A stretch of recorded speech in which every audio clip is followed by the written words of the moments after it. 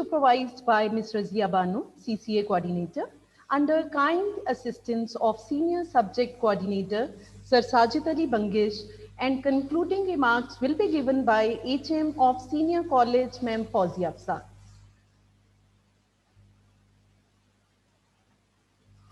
First of all, I would like to share with you the key objectives of this webinar, that is to raise voices for human rights.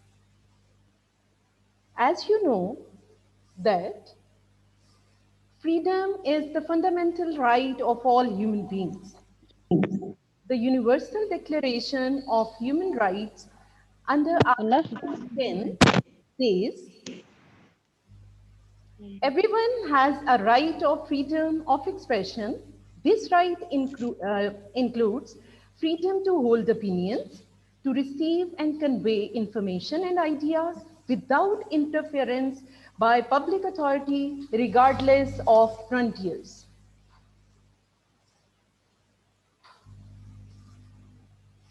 Two topics have been selected in this regard, one for boys and other for girls. The topic for boys is difference between freedom with limits and freedom without limits. And topic for girls is women right. So first of all, I would like to invite Haram Zahid to deliver her presentation.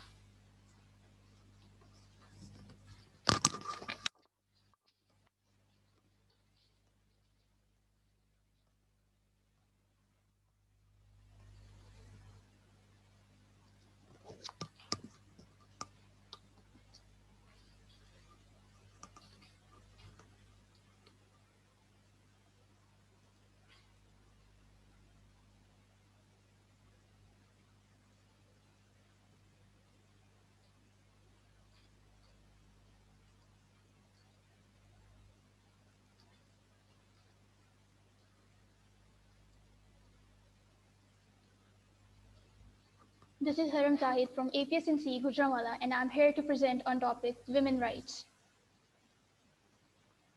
We are all entitled to human rights, which include the right to live free from violence and discrimination. Women rights are fundamental rights, which allow women to live free from violence, slavery, and discrimination. It would not be wrong to say that a stance taken for women's rights is a stance taken for human rights. Women have been suffering gender-based discrimination from centuries. Let's have a look at history and pre-Islamic era. History bears evidence that the rights of women were ignored even by those societies who proclaimed themselves as modern. Greeks considered themselves the most cultured and civilized people, yet the status of women in the Greek world was no more than slaves.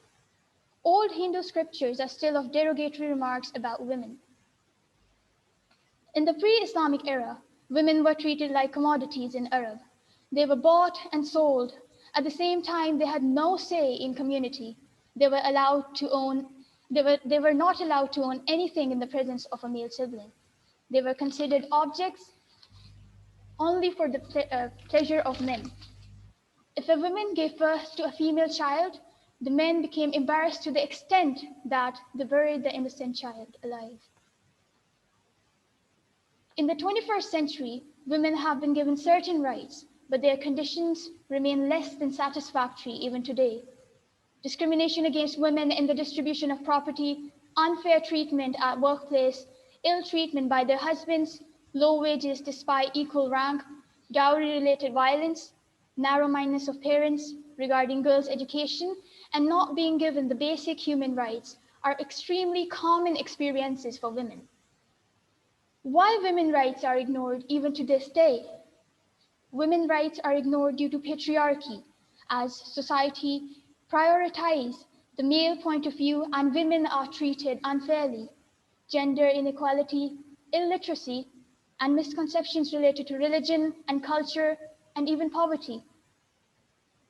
Feminism is a range of social movements, political movements, and ideologies that aim to define and establish the political, economic, personal, and social equality of sexes. The women started speaking out for their rights openly in the midst of 19th century. Feminists have worked to protect women from rape, sexual harassment, and domestic violence. 1848 marked a watershed moment for women's rights with Seneca Falls Convention, where women activists publicly petitioned for their civil, social, political, and religious rights. In 1893, New Zealand sent a message to other activists across the world that equal voting rights were achievable through advocacy. Education is an indispensable component of human development and a basic right of every citizen.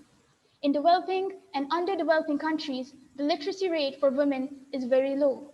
In Pakistan, according to the calculations in 2017, the total literacy rate is 59%, out of which only 47% of women being literate and more than 71% of men literate. This means that women's education is in dire need of improvement, and so far, the number of illiterate women has not decreased. As most of the population in rural areas is conservative and illiterate, the parents do not send their daughters to school. Class ceiling is a form of discrimination which prevents educated, professional, well-qualified, and hard-working women from being promoted to higher levels in an organization. Most women have no access to higher-ranking managerial positions in the field of healthcare, technology, and industry. Many women are a victim of unipolar depression, which is caused by reasons such as rape, domestic violence, unfair treatment at workplace. Due to this depression, they start considering themselves a taboo and a stigma in the society. More than 60% women in Pakistan have deficiency of vitamin D. In South Asia, due to the influence of Hindu culture and illiteracy, the quality as well as quantity of food for female and male is based on discrimination. The male members of family are served first with good quality food, while women dine with what is left behind. This leads to weak and malnourished women who are mostly anemic, and therefore they reproduce undernourished and sick generation who are not able to cooperate for a better economy of the country. Suffrage basically means the right to vote for women. Many women in US, starting back in the late 1700s, began talking about wanting more rights, being allowed to vote. Although voting has been a constitutional right in most countries, including Pakistan, still in some areas, women have been effectively prohibited from voting due to powerful figures in their communities. Moreover, in Afghanistan, voting for women in conservative areas have become problematic due to the introduction of mandatory photo screening at polling stations. Islam has taken care of women. Allah says, all men and women are created equal. Some of the rights given by Islam 1400 years ago includes the right to equal judgment, education, financial independence, the right to choose a spouse, and the right to honor and kind treatment. Islam regards women as precious and valuable, not to be disrespected or disgraced. The mistreatment of women in some Middle Eastern countries and South Asian countries is due to cultural forces that some Muslims wrongly follow and not due to Islam. Gender equality must be established as a nation becomes stronger when both men and women work together. If the goal of gender equality is reached, child mortality, maternal health, educational needs, and poverty can all be improved drastically with a sustainable community. Let's have a look on some women who proved themselves as strong as men and made history. Mother Teresa, Emmeline Pankhurst, Marie Curie, Fatima Jinnah, Margaret Thatcher, Arfa Karim, and Benazir Bhutto. Women's rights must be protected because if women prosper, a nation prospers. Women's rights can be protected by educating the men of society that they should respect women, setting up and implementing strict laws against verbal, physical, and domestic violence, setting up NGOs for women's rights in Pakistan, encouraging and educating women to stand up for their rights. The ultimate need now is just not to make laws for women and to remove gender discrimination, But the need, in fact, is to produce an effective framework for their practice and practical implementation so that women can hope for a better future. Thank you so much.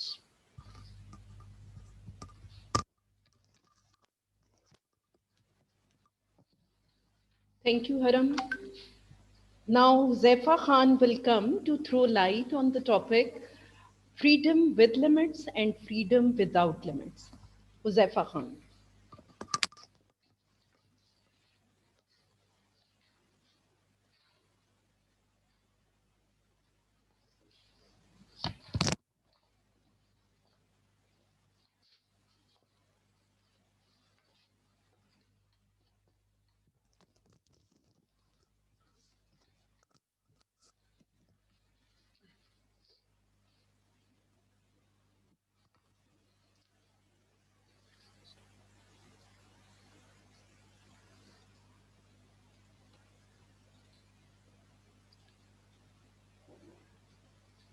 Bismillahir Rahmanir Rahim.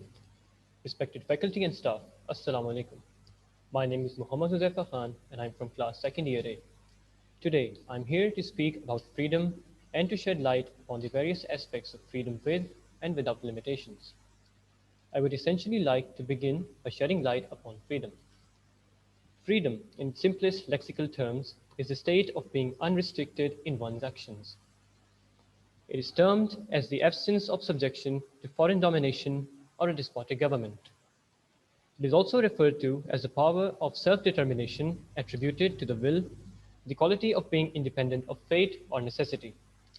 In the past, it was usually associated with the state of not being imprisoned or enslaved. Hazrat Umar who said, "All men are free when their mothers give birth to them. Nobody has a right to enslave them." In modern times, freedom is conventionally termed as the right or power to think, believe, speak, act, or live as one wants to.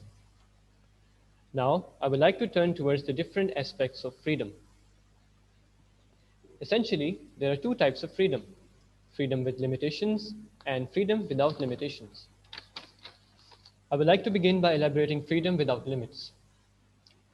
Freedom without limitations essentially refers to granting one the ability to do whatever one wills to do, without any sort of intervention and opposition whatsoever.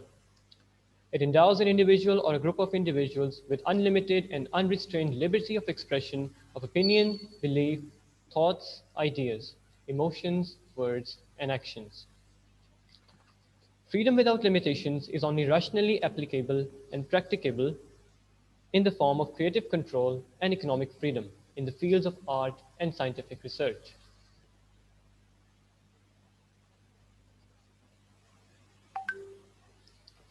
The disadvantages of freedom without limitations, however, overshadow the advantages by a mile and have serious consequences on the society, as explained. Youngsters often misinterpret freedom as doing whatever they want without considering the dire consequences that they may have to face as a result of their actions. A child fights with his or her parents for freedom without taking into account his or her inexperience and inability to handle and deal with its consequences, while also disrespecting the parents and exceeding the limitations of morality, and also bereaving the parents of their right to be respected and obeyed by their children. Limitless freedom often causes one to forget all human values and to exploit others to fulfill one's own goals. This not only hampers the legitimate rights of other people, but also leads to the inevitable downfall of the person exercising it. The misconception of freedom without limits has led to a sharp increase in the crime rate around the world, because due to its misinterpretation, everybody feels entitled and privileged to be able to selfishly do whatever one wants to, which ultimately leads to disharmony and turmoil in the society. A living example of the disadvantages of limitless freedom is the contemporary situation of the West. The West is already suffering from the dire consequences of the vice that is so-called limitless freedom and liberty. The youth has fallen victim to immorality and crime, and the Western society, surrounded by unrest and chaos, is collectively headed towards its downfall. However, the effect of it all is not just confined to the West, but it has regrettably made its way to our societies as well. Even the Pakistani youth has fallen victim to the aforementioned vice. and this has imparted significant harm to not only our households, but also to our society, traditions, and even our culture. The drastic increment in nightclubs, discos, cross-gender socializations, illegitimate relationships, incessant disrespecting of parents and teachers, vulgarity, alcoholism, drugging, and blackguardism, etc., are all the reapings of the allowance of this so-called right to absolute freedom. And the ill effects of this type of freedom, if remain unchecked, will be dire and deadly to the core values on which our society itself stands. Another humongous disadvantage of limitless freedom is that anybody can easily ridicule or insult the other without a legitimate cause or reason under the charade of unlimited and unchecked freedom. This has led to almost insoluble problems in the society, a noteworthy example of which is the recent case of blasphemous cartoons in France and the unrest and turmoil that it has subsequently led to. The idea of limitless and unhindered freedom is alien to not only nature, but also to the Islamic concept of personal responsibility. One's akhirah is ruined if one exercises limitless freedom. And since we will all be held accountable and will be answerable to Allah subhanahu wa ta'ala one day regarding our deeds in this world, it is utterly irrational to even believe in the practicality and fruitfulness of limitless freedom.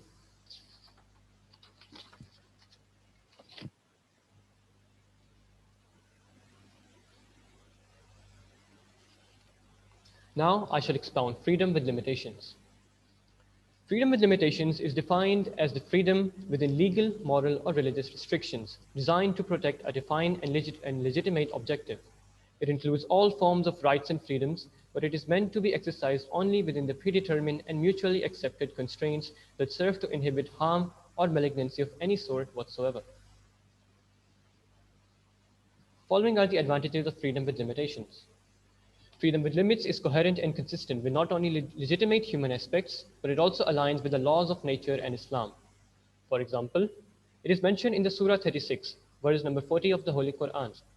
The sun must not catch up the moon, nor does the night outstrip the day. Each one is traveling in an orbit with its own motion. This signifies that even the heavenly bodies are not moving around freely, but are limited to the bounds of their orbits. Due to the presence of these limitations in orbits, the universe is able to exist in unison and harmony, because if it was not for these limitations, it would have plunged into chaos and destruction. Once in the time of Hazrat Umar anhu's caliphate, a man raised objections regarding the length of Hazrat Umar's shirt in an open public meeting. Somebody there tried to silence the complainer. However, Hazrat Umar anhu said, "Let him speak. If the people do not criticize us, they are of no use. And if we do not listen to them, then we are of no use." This shows that even a ruler or a government is bound to address the complaints of their subjects within legal bounds, and that it should not exercise absolute power or consider itself above the accountability and questioning of its subjects. A living example of the practicality of freedom with limitations is the first point of the objective resolution, which is now a part of the Constitution of Pakistan. It states that the sovereignty belongs to only Allah Almighty, and the people of Pakistan are bound to the limitations of the authority delegated to them by Him, and that they are sacred trust and shouldn't be exceeded. This is another proof of the rationality and practicality of freedom within legal limitations. The concept of freedom within limitations also adequately aligns with the concept of moderation or miyana ravi in Islam. Freedom within limitations aids in the prevention of bias, hate speech, malignancy, harm, intolerance, and turmoil in the society, as opposed to freedom without limitations. I would like to conclude the advantages of freedom with limitations with the quotation, "Freedom is limited by the need to coexist." I would like to conclude my presentation with the notion that we must learn to accept that the legitimate boundaries placed on our freedom, set by a religion, forefathers, or the law, are not in fact to limit our prowess or to oppress us, but to essentially benefit us and to prevent us from falling over the edge into a chasm of chaos and turmoil that may bring forth disharmony and complications for not only us, but the whole society. May Allah subhanahu wa ta'ala bless us all and keep us all steadfast on the right path. Ameen. Thank you and Allah Hafiz.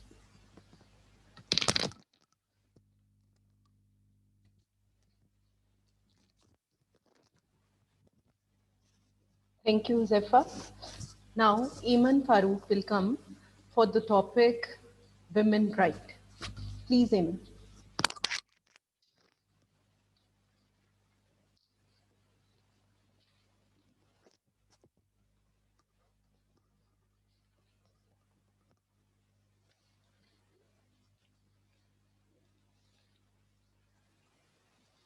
This is Eamon Farouk of grade second year B from APS&C, Gujranwala, Cantt. Thank you all for being here for today's important discussion. Today's topic is of particular interest to those women who are robbed of their rights. Women's rights. Women's rights means privileges and freedom equal to those of men. Women's rights refer to the fundamental rights in political, economic, civil, social, and cultural spheres. Now, I'm going to start with a few questions. What do girls think about as they grow up? Do they feel like they can do anything? Do they feel like they can change the world? Or are they troubled? Do they learn to obsess about their looks? Do they notice the gender stereotypes around them? And as they start to become women, are they forced to fulfill these stereotypes? Do they feel like this world is set up fairly and equitably? Women are continuing to fight for their rights in almost every aspect of life. Everyday life has become a struggle. First of all, women have equal rights in the Islamic world. Islam highly encourages to give women their equal rights. According to Islamic concept, men and women are created equal. The Holy Quran clearly states that, and for women are rights over men, similar to those of men over women. Prior to Islam, a woman was regarded by her parents as a threat to family honor and hence worthy of burial alive at infancy. They were considered a chattel to be possessed, bought, sold, or inherited. From this position of inferiority and legal incapacity, Islam raised women to a position of influence and prestige in family and society. Women's rights have become a social issue since the ancient times. In China, almost 45% of the feet of women had been bound in the 19th century. In Rome, women could not vote, do a job, or serve in military. In Athens, wives were bruised and battered. Even though we have made so much progress in the world, gender stereotypes continue to be a problem.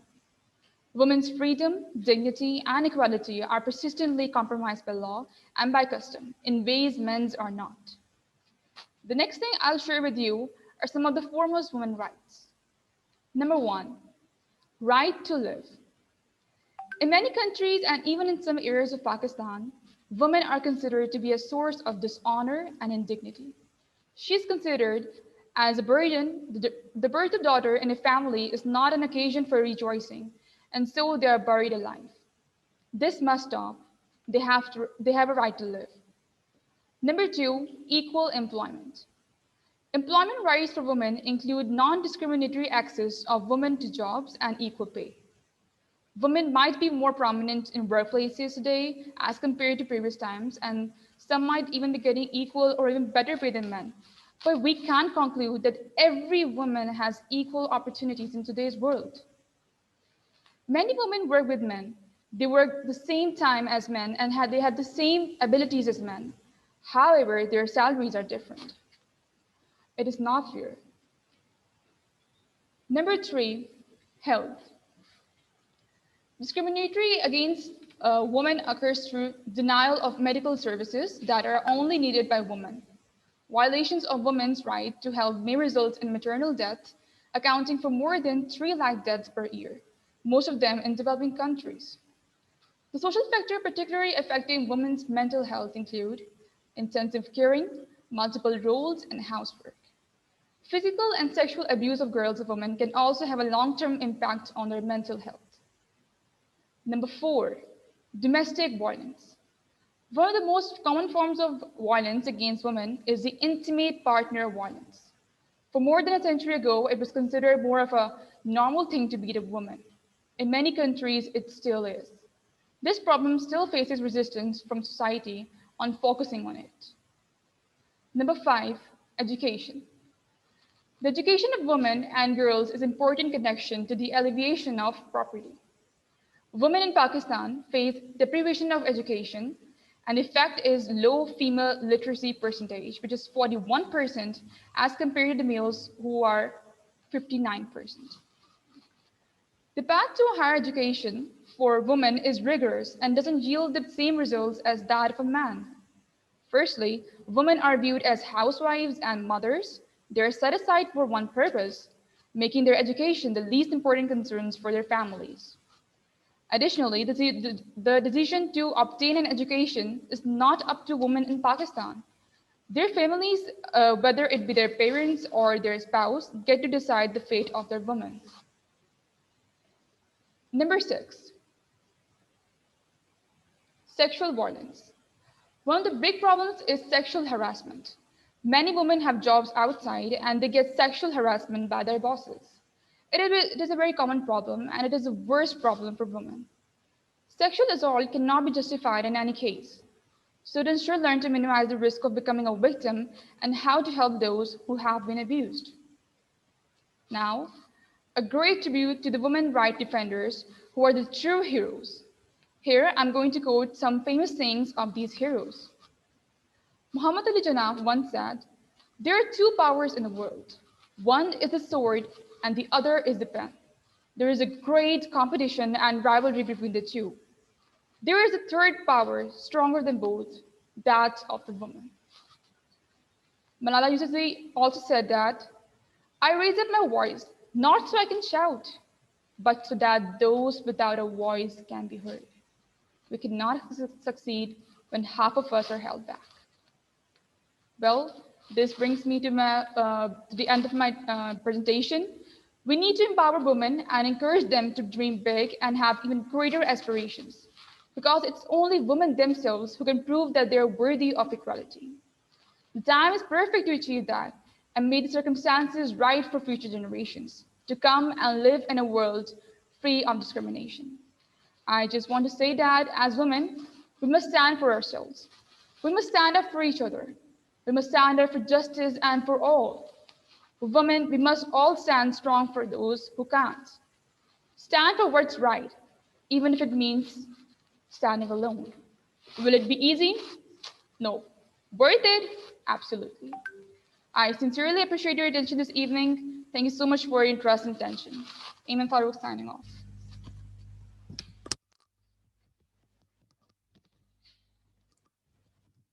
Thank you, Iman. Now for freedom with limits and freedom without limits. Samir Barlas is here. Please, Samir, come.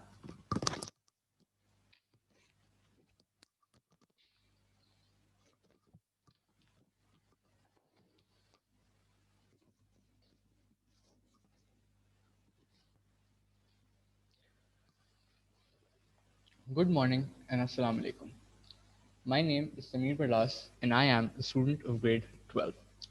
Today, I'd like to talk about the difference between freedom with limits and freedom without limits. First of all, I'd like to define the term freedom. Freedom refers to the ability of an individual or group of individuals to express their beliefs, thoughts, ideas, and emotions about different issues free from government censorship.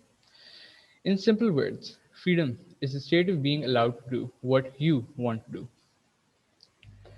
The Universal Declaration of Human Rights (UDHR) in 1948, under Article 10, noted that everyone has the right to freedom of expression. This right shall include freedom to hold opinions and to receive and impart information and ideas without interference by public authority, regardless of the frontiers. This article shall not prevent states from requiring the licensing of broadcasting, television, or cinema enterprises.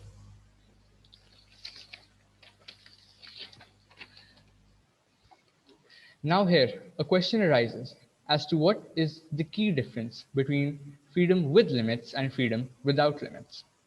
What are the advantages and disadvantages of these two types of freedoms?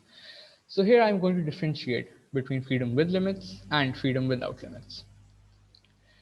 Limited freedom means when the rights are limited through legal restrictions designed to protect a defined legitimate objective, such as right to life and freedom from imprisonment. Such limitations on freedom are both needed to live peacefully. Because without rules governing a society, people would be able to cause harm to one another without a certain punishment. Freedom without limitations refers to the ability of an individual or group of individuals to express their beliefs, thoughts, ideas, and emotions about different issues free from government censorship. Although both types of these freedoms have their advantages and disadvantages, but I would like to explain the advantages of freedom without limits. Today, many experts, human rights activists have reached to the conclusion that unlimited power to speak and unrestricted freedom of speech would provide more harm than good to the country. That's why we see that different states of the world have realized the necessity to adopt measures that would allow freedom of speech to the extent where the words would not work for defaming or maligning others and instigating intolerance in the society. Similarly, the power of freedom of speech can be used negatively if a person uses it to defame, hurt, or to cause harm to others without any purpose. Coming to the coming to the advantages and disadvantages of freedom with limitations.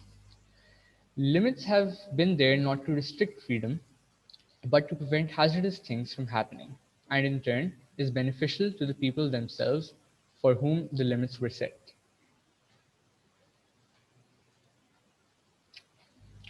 To better explain the advantages of freedom with limits, I would like to give you an example of a bird. A bird is always taken as a symbol of freedom as it is able to fly free. An individual defines freedom as being able to fly like a bird does. But even the bird has limitations and boundaries. If it flies above the level of oxygen where the atmosphere is thin, the atmosphere and oxygen becomes thin and it becomes hazardous for it.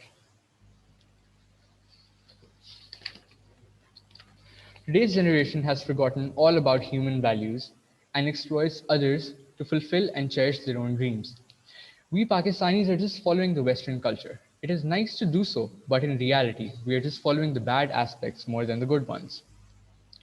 This has destroyed our rich culture and tradition. The tradition values set by our forefathers as a boundary to our freedoms. It is just to prevent the wrong ones. The misconception of freedom has increased the crime rate. The discourse, nightlife, high socialization between the genders are all gifts of Western culture, which has polluted the young minds and are increasing crimes in the country. We are free in terms of technology, but we are unaware of the bad impact it has on our health and relationships.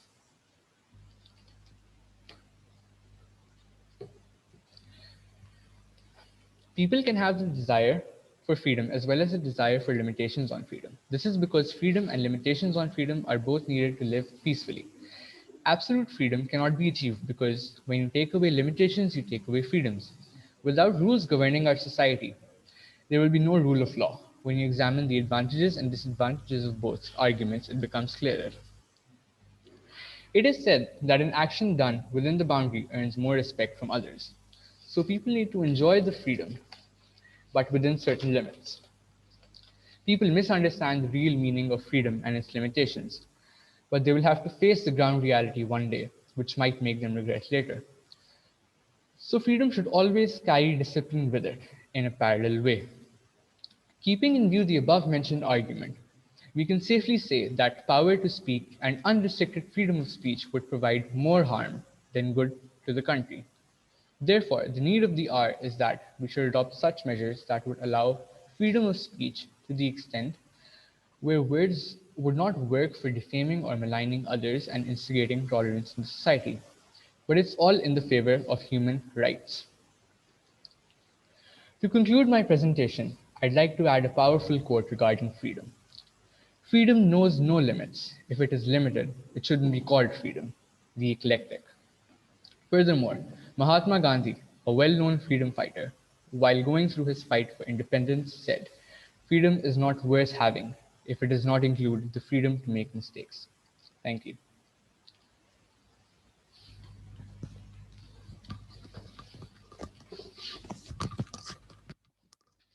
Thank you, Sameer.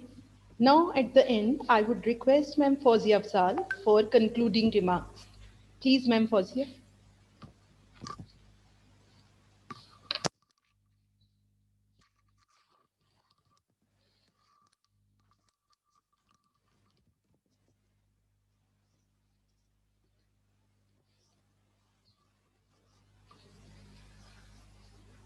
So far, it has been a detailed and fruitful discussion on limits of human rights and rights of women. I'll just say that nowadays some scholars argue that human rights are recent and modern and are quite foreign to Islamic culture. But Prophet of Islam, Hazrat Muhammad sallallahu alaihi wasallam, gave basic rights to all sections of society, like right to live with dignity and peacefully, right of protection of life, property, honor, and privacy, provision of basic necessities and justice, freedom of expression, and freedom to practice one's own religious beliefs, and right to evolve and progress.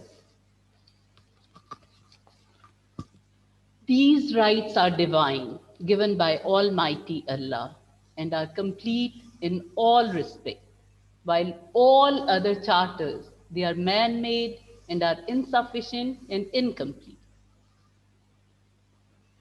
In the end, I would like to conclude, no cause can justify the abuse of human rights. Thank you for attending the today's webinar. You see, a recorded version of this webinar will be available on our school website. Link will also be provided to all of you. Once again, thank you very much from all participants and organizers. Thank you and Khuda.